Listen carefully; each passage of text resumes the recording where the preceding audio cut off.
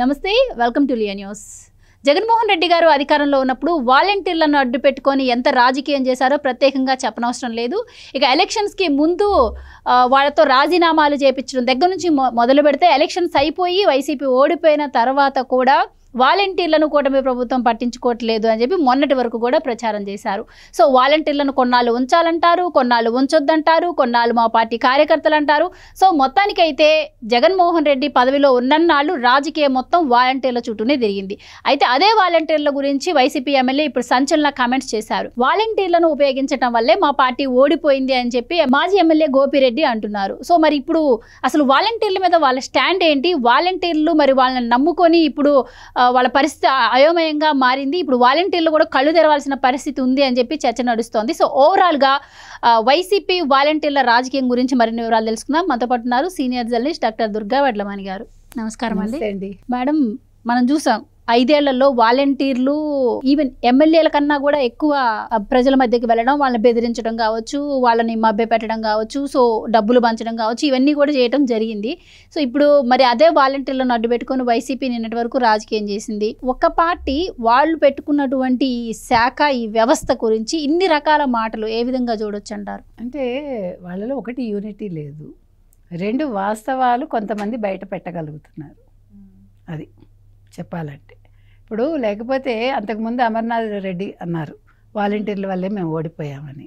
ఆ తర్వాత of late కూడా ఎవరో అన్నారు మేము ఓడిపోయాం వాలంటీర్ల వల్లని, అంటే వైసీపీ వాళ్ళే. ఇప్పుడు మళ్ళీ గోపిరెడ్డి శ్రీనివాసరెడ్డి అంటున్నారు. నిన్న నరసరావుపేటలో ఆయన ఒక మీటింగ్లో ఈ మాట అనడం జరిగింది.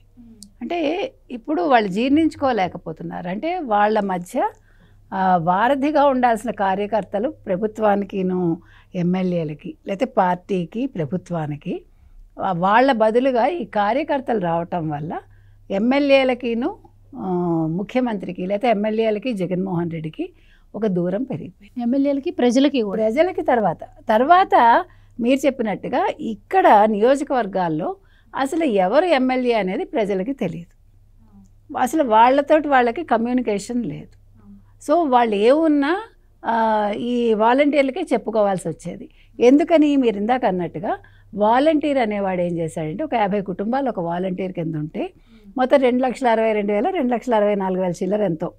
సో వాళ్ళందరూ మొత్తం అన్ని నియోజకవర్గాల్లో వీళ్ళే స్ప్రెడ్ అయ్యి వీళ్ళది హవా నడిచింది. అంటే వాలంటీర్లు ఒక ఎమ్మెల్యేని కూడా లెక్క చేయని స్థితికి వచ్చారు. ఒక ఎమ్మెల్యే ఎవరు అని గుర్తుపెట్టుకోలేని స్థితికి ప్రజలు వచ్చారు. ఇన్ని జరిగాక ఏమైందంటే అసలు ఎమ్మెల్యేలకి వాళ్ళ శాఖే గుర్తులేదు.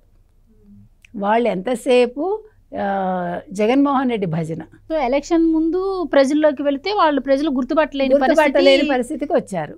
సో ఓట్లు ఎవరికి వేస్తారు? ఇప్పుడు ఇంకొక మైనస్ ఏం జరిగిందంటే పోనీ వాలంటీర్ల దగ్గరుండి ఓట్లు వేయిద్దాం అనుకున్నారు. వీళ్ళ ప్లాన్ అది. అసలు వాలంటీర్ వ్యవస్థ ఎందుకు తెచ్చారంటే ఒక్కొక్క నియోజకవర్గంలో వాలంటీర్ల చేత ఓట్లు వేయించేసుకోవచ్చు. ఎందుకంటే వాళ్ళ కింద 50 కుటుంబాలంటే మీరు జస్ట్ ఇమాజిన్, అంటే వాళ్ళు ఎంత ప్లాన్ పకడ్బందీగా వేసుకుంటే వీళ్ళ ప్లాన్ అంతా ఎవరు చెల్లాచెదురు చేశారు? కేంద్ర ఎన్నికల కమిషన్. దానికి తెలుగుదేశం కూటమి మీద ఏడ్చారా? ఆ తర్వాత ఇంకోటి ఏం జరిగింది, ఈ వాలంటీర్లని ఇంకో రకంగా ఉపయోగించుకున్నారు. ఎన్నికల ముందు ఈ డబ్బుల పంపిణీ కార్యక్రమంలో మొత్తం ఇన్ అండ్ అవుట్ వాలంటీర్లు ఇన్వాల్వ్ అయి ఉన్నారు.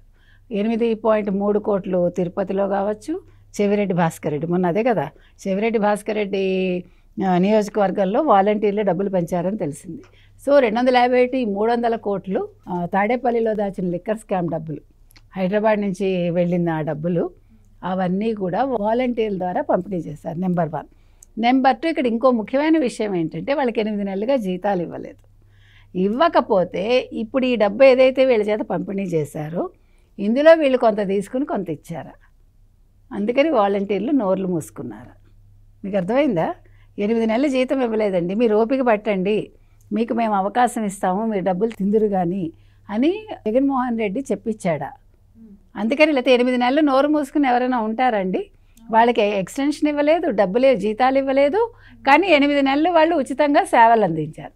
ఆ సేవలు అందించిన దానికి ప్రతిఫలంగా వాళ్ళు ఎలక్షన్స్ ముందు ఈ డబ్బుల పంపిణీ కార్యక్రమంలో ఎవరికి రావాల్సింది వాడు తీసుకున్నాడా, ఇంకా ఎక్కువ తీసుకున్నాడా అనేది ఇవాళ వాలంటీర్లను విచారిస్తే తెలుస్తుంది. మనం చెవిరెడ్డి టైంలోనే చెప్పాం, మన చెవిరెడ్డి ఎప్పుడైతే అరెస్ట్ అయ్యారో అప్పుడే మనం చెప్పాం ఈ పంపిణీ అంతా కూడా వాలంటీర్ల ద్వారా జరిగింది కాబట్టి వాలంటీర్లను కూడా విచారించండి అని. ఇంకొక పక్క ఏమైందంటే ఇవాళ ఎమ్మెల్యేలు ఒక్కొక్కళ్ళు ఎందుకు మాట్లాడాల్సి వస్తుందంటే వాళ్ళు జీర్ణించుకోలేకపోతున్నారు ఈ ఓటమిని. అంటే వాళ్ళకి నియోజకవర్గాల్లో సే లేకుండా పోయింది. అసలు నియోజకవర్గాల్లో నేను ఎమ్మెల్యేని గతంలో అని చెప్పుకునే అవకాశం లేదు. వీళ్ళు ఒక సామాన్య మానవుడి కంటే కన్నా కష్టంగా ఉన్నారు. దాంతో ఇప్పుడు అలాగని మరి జగన్మోహన్ రెడ్డితో రేపో ఉందా? అది లేదు. అటు పార్టీకి కాదు, ఇటు ప్రజలకి కాదు. వీళ్ళు నా ఘర్కా నా ఘాట్కా అయిపోయారు. ఇంకొక పక్క ఏమైంది, మొత్తం అంతా కూడా సజ్జల రామకృష్ణారెడ్డి, సజ్జల భార్గవరెడ్డి కనుసన్నల్లో నడిచింది. మరో పక్క ధనుంజయ రెడ్డి కనుసన్నల్లో నడిచింది. సో ఇక్కడ ఈ త్రికోణంలాగా వీళ్ళ ముగ్గురు కలిపి జగన్మోహన్ రెడ్డి దగ్గరికి వెళ్లకుండా చేశారు. సో వీళ్ళు ఎందుకు కాకుండా అయిపోయారు. ఇక డబ్బులు పోగొట్టుకుని ఒక్కొక్కళ్ళు సీటు కోసం 40 కోట్లు 50 కోట్లు చెల్లించుకోవాల్సి వచ్చింది.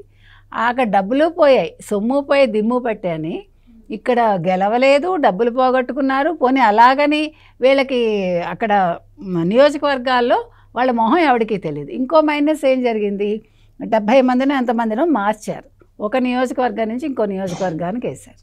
వేసేసరికి వాళ్ళు ఈ నియోజకవర్గంలోనూ వాళ్ళని పట్టించుకోరు, కొత్త నియోజకవర్గంలో వీళ్ళు ఎవరో అసలు తెలియదు. దాంతో ఏం జరిగింది, అక్కడికి వెళ్ళి మేము ఫలానా అని చెప్పుకోవాలి. వాళ్ళు పోనీ ఫలానా అని చెప్పుకుందామంటే ఇక్కడ వాళ్ళు చేసింది ఏమీ లేదు ఈ నియోజకవర్గంలో. పోనీ వాళ్ళ శాఖలు వాళ్ళకి తెలుసా, అది కూడా వాళ్ళకి తెలియదు.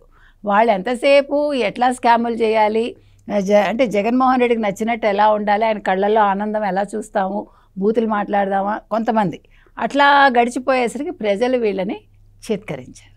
సో ఇవాళ అందుకని ఈ శ్రీనివాసరెడ్డి అనే అతను వాలంటీర్లు కాదు ముఖ్యం, కార్యకర్తలు ముఖ్యమని ఒక పెద్ద జ్ఞానోదయం అయ్యి ఇవాళ ఆయన ఒక మీటింగ్లో చెప్పడం జరిగింది. కానీ ఇది జగన్మోహన్ రెడ్డి పట్టించుకోడు కదా. అయితే ఎలక్షన్స్ అయిపోయిన తర్వాత ఇప్పుడు ఈయననే కాదు మేడం, 2-3 దాకా ఇవే వ్యాఖ్యలు చేయడం వాలంటీర్ల వల్లే మేము ఓడిపోయామని చెప్పి. కానీ అధిష్టానం నుంచి వాళ్ళకి ఎలాంటి ప్రతిస్పందన రాలేదు.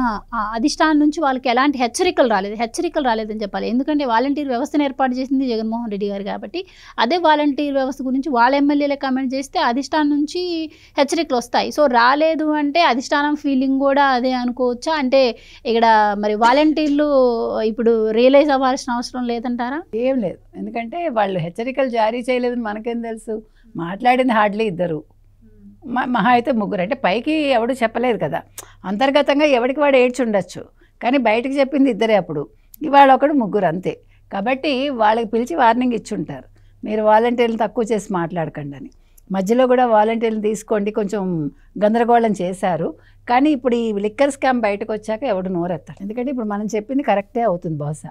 ఎందుకంటే వాళ్ళందరినీ కూడా లిక్కర్ స్కామ్లో వచ్చిన డబ్బులతోటి వాలంటీర్లని పంపిణీ కార్యక్రమం చేయించి ఉండొచ్చు. అందుకే ఎవ్వడు ఇప్పుడు వాలంటీర్ల ప్రస్తావన ఒక్కళ్ళు కూడా తీసుకురావట్లేదు. నిన్న శ్రీనివాసరెడ్డి మాట్లాడాడు కానీ అంటే ఉక్రోషం ఆపుకోలేక మాట్లాడి ఉండొచ్చు.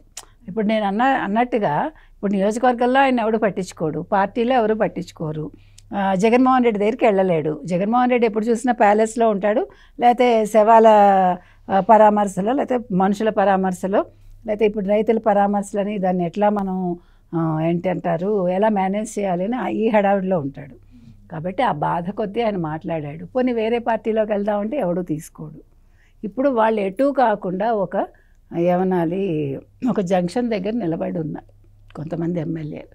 కాబట్టి ఈ మాటల వల్ల జరిగేదేం లేదు, ఇంకో 4 చీవాట్లు వస్తాయి అంతే. Right madam, thank you sir. Please subscribe to Leo news for more videos.